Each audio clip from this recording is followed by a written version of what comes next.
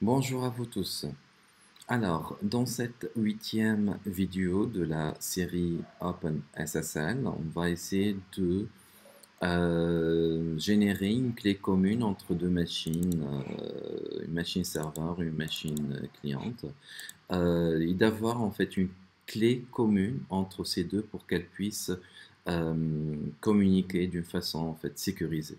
On va essayer de remédier au problème du chiffrement symétrique, à savoir la distribution de clés entre deux machines, ou bien imaginez que là, si on va générer en fait une clé dans la machine serveur, une clé secrète, le problème c'est que on n'est pas sûr en fait de pouvoir envoyer en fait cette clé secrète à la machine serveur, à la machine plutôt cliente, sans qu'elle soit en fait euh, sujet à une attaque par exemple. Du coup, on aimerait bien euh, générer genre une clé publique, une clé privée et puis en extraire en fait une clé publique, envoyer en fait la clé publique du serveur dans la machine cliente. De même, dans la machine cliente, on va générer une clé privée, extraire la clé publique et puis l'envoyer à la machine serveur. Et après, on va pouvoir euh, générer une clé commune entre les deux. Comme vous le savez, en fait, la clé publique pourrait être en fait sauvegardée dans un serveur de clés et du coup, en fait, sans que les deux machines puissent en fait communiquer vraisemblablement entre elles, on va établir une information commune qui va permettre en fait à ces deux machines de pouvoir communiquer en s'appuyant sur cette clé commune et de pouvoir en fait chiffrer. D'ailleurs, ça résume en fait, c'est presque le même phénomène, disons, la même, les mêmes étapes que celles de Diffie-Hellman en fait. Diffie-Hellman, à savoir, c'est euh, c'est le prédécesseur, c'est un des piliers en fait de la cryptographie. Leur protocole a vu le jour en 1977, c'est le premier protocole de chiffrement en fait asymétrique. L'idée c'est ça en fait, c'est que si Alice va communiquer avec Bob, Alice va générer en fait un nombre aléatoire A, un groupe par exemple, un générateur en fait de groupe G, et un P un nombre premier. Donc le grand A n'est autre que G à puissance A mode P. Elle va le partager avec Bob. Elle envoie le grand A à Bob. Bob de même, elle va générer le grand P, puis elle va partager avec Alice. Et du coup, ici, en fait, on aura en fait une clé commune entre Alice et Bob en s'appuyant sur cet échange-là. D'accord. On va essayer de faire presque la même chose de euh, celle de défi Hellman, tout en s'appuyant en fait sur la méthode en fait de chiffrement asymétrique sur l'ellipse curve en fait que nous avons généré dans la dernière vidéo. Donc commençons tout d'abord par générer les paires de clés dans les deux différentes en fait machines. D'accord. Donc on va générer en fait la clé privée de la machine en fait serveur, donc EC par 1. On spécifie quelle est la courbe qu'on va utiliser. Ça va être en fait secp de 56, secp de 56, secp de 56 K1. C'est la courbe en fait qu'on va utiliser. Puis gen qui on donne en fait un nom en fait à notre clé. Donc on va l'appeler private server key. Voilà. On a généré la clé privée dans la machine, puis on va extraire la clé publique de cette clé. D'accord?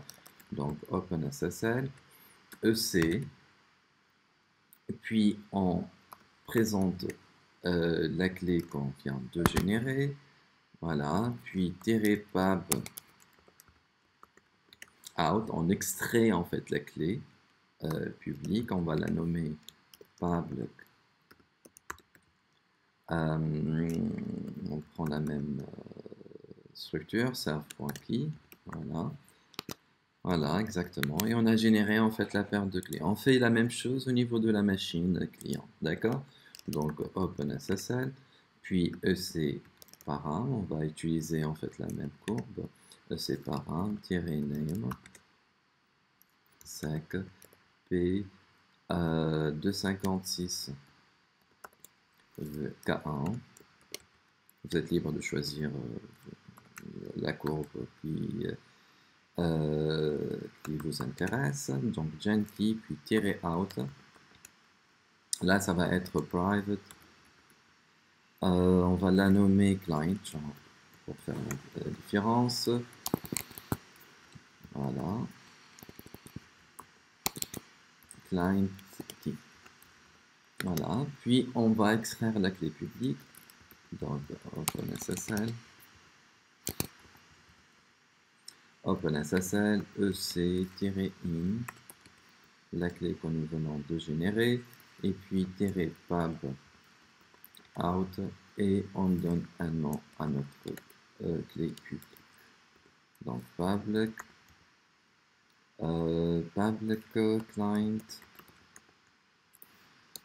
client, juste pour lors de l'échange, vous arrivez en fait à mieux comprendre. Voilà.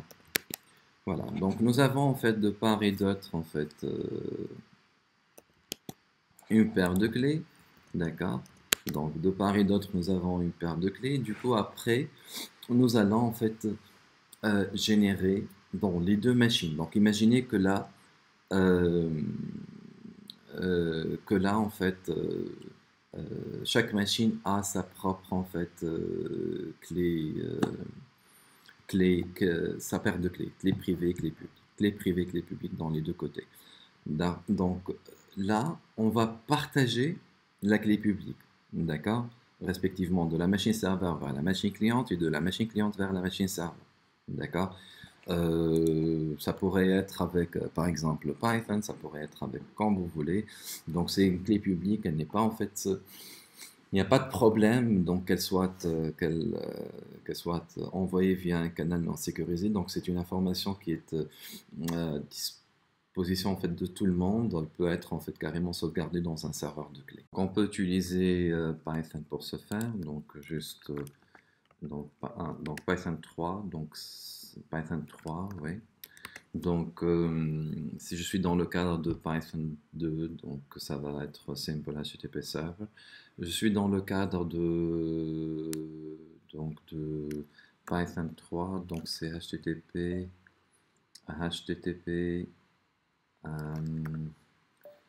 .serve.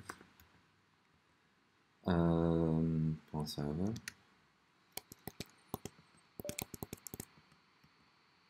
Voilà. Ok, puis on va mettre en fait un port, genre 8000 par exemple. Voilà. Et je récupère en fait à partir donc de la machine cliente, donc de la machine cliente, donc je prends en fait alors je prends l'adresse IP de cette machine, hostname, la 102, donc voilà, 192, 168, 56, 102.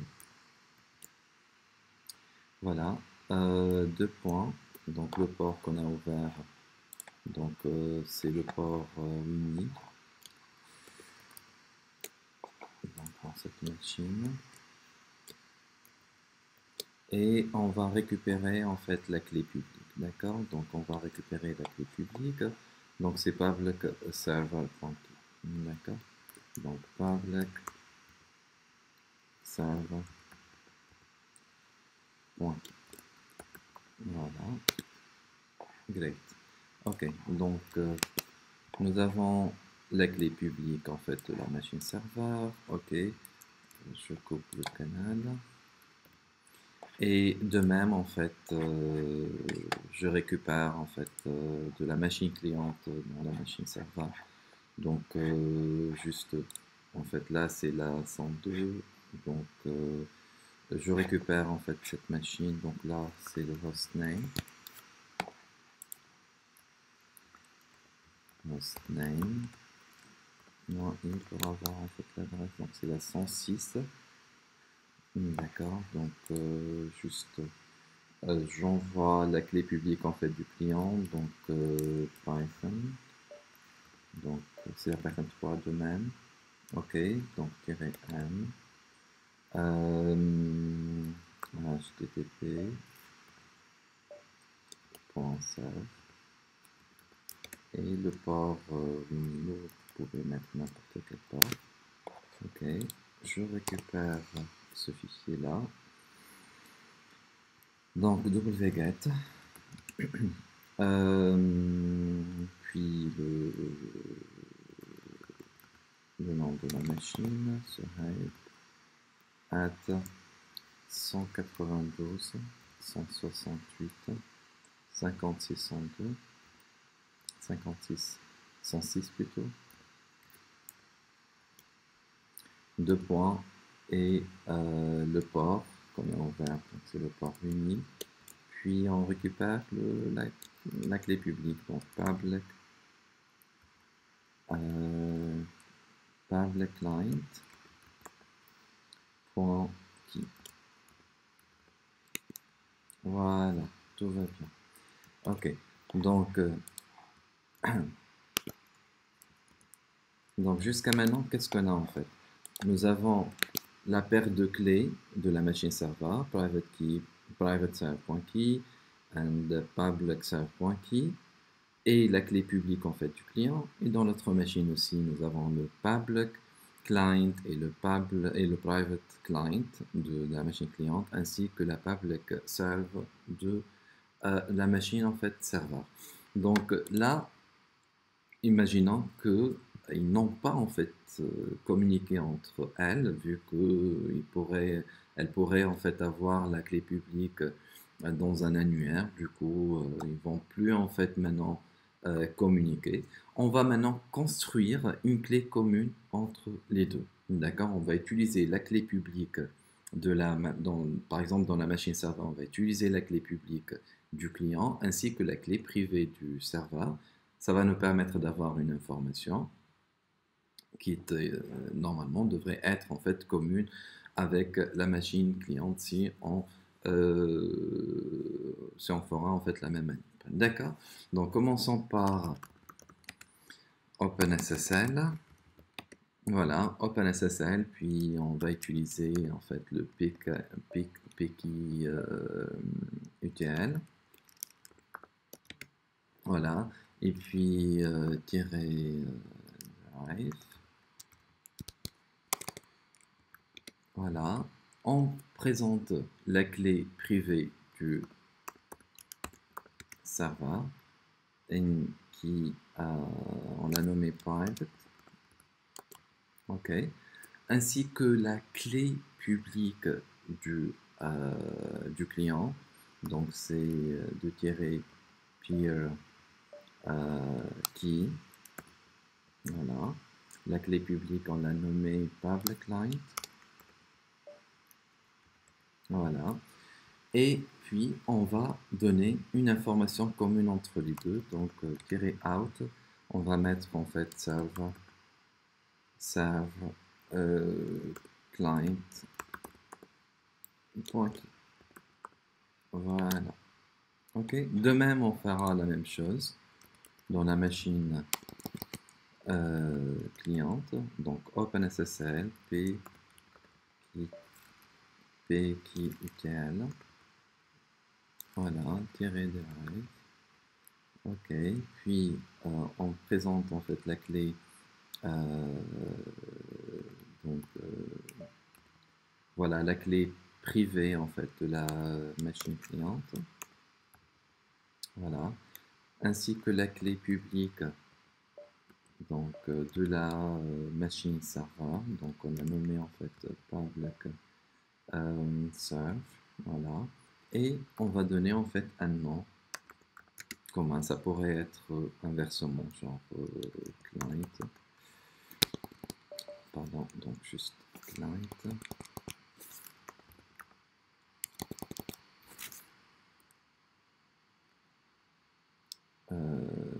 client, juste là l'erreur, donc pire qui bien sûr. Voilà, client.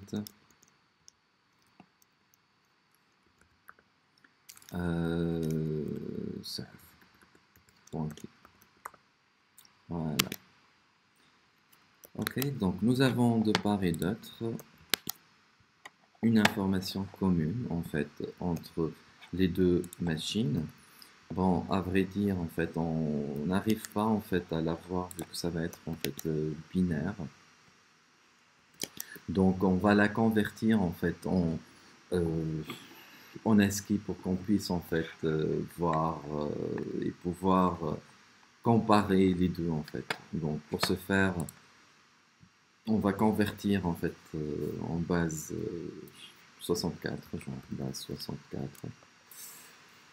La clé que nous venons de générer, donc c'est self-client.key. On va la convertir en fait en ASCII, en base, plutôt en base 64. Base 64. On l'a nommé dans notre machine, donc client server. Voilà. Et là, vous remarquez en fait que c'est la même information. D'accord? C'est la même information qui est générée de part et d'autre entre les deux machines. Donc là, c'est la même information et que on peut carrément en fait l'utiliser pour pouvoir chiffrer. Donc c'est cette information en fait qui a été générée à partir de la clé publique donc de la clé publique, disons, de la machine distante et la clé privée de la machine locale. D'accord? Et nous avons pu en fait avoir une information commune entre les deux. Du coup, après, simple en fait, c'est que on peut chiffrer, on peut faire pas mal de choses en fait entre les deux machines. D'ailleurs, on peut carrément en fait générer en fait un petit fichier dont la machine, par exemple le client, est chiffré et puis l'envoyer à l'autre machine. L'autre machine elle peut par exemple déchiffrer en fait le message. Donc on fait appel à l'algorithme de chiffrement en fait symétrique ENC-AES par exemple de 56. D'accord. On va chiffrer avec un algorithme spécifique. Puis on va carrément utiliser la clé que nous venons en fait de générer en parrain, d'accord. Donc on va mettre en fait $, puis convertir en base 64. C'est la même chose qu'on a faite avec la même commande qu'on a utilisée. Donc client, voilà. Donc cette information va me permettre en fait de chiffrer un fichier, d'accord? Juste en fait, on aimerait bien en fait déjà créer en fait un fichier rapidement. Donc alors 4 genre test. On va mettre bonjour. Ça va. Ok.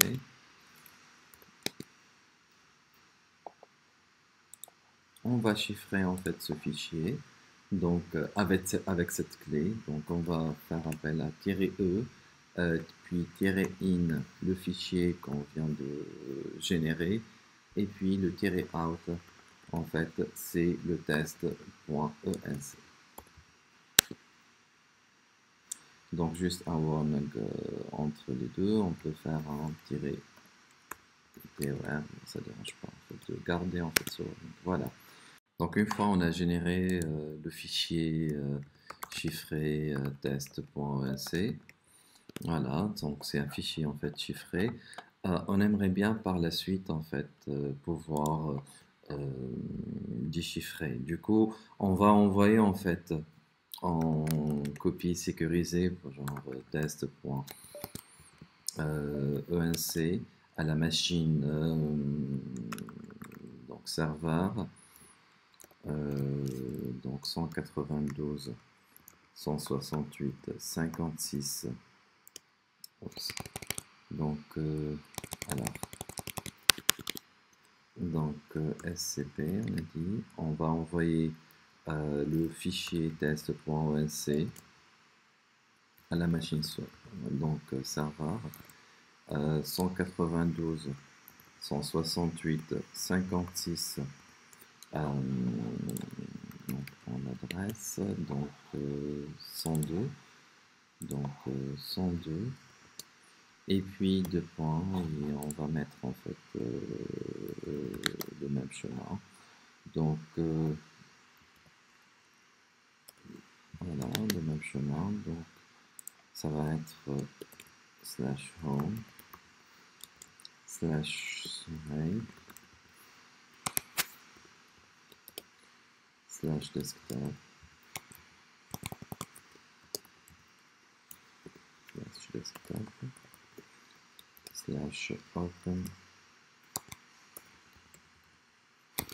/open SSL-EC.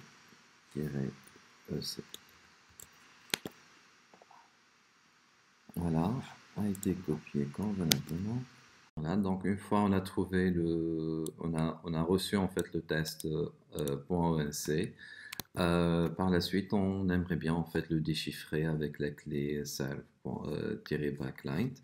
Donc pour ce faire, donc open SSL avec le même algorithme qu'on a utilisé, à savoir -AES 256. Et puis on donne la clé qui est partagée entre les deux. Donc ça va être en fait et puis 64 comme on a fait en fait tout à l'heure. Donc 64 et puis server.key server client.key. On donne par la suite le fichier qu'on vient de recevoir, donc c'est test.onc, et puis un -out test par exemple. Voilà. Une fois en fait, on arrive, donc là juste il fallait en fait ajouter -etor 2 par exemple, et nous avons en fait pu récupérer donc le fichier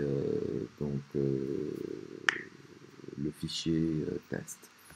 Voilà, donc on a bonjour serveur, et là ça nous permet en fait de pouvoir bien chiffrer et pouvoir bien déchiffrer en fait un message entre deux machines sans aucun problème. Voilà. Merci pour votre attention et à la prochaine vidéo.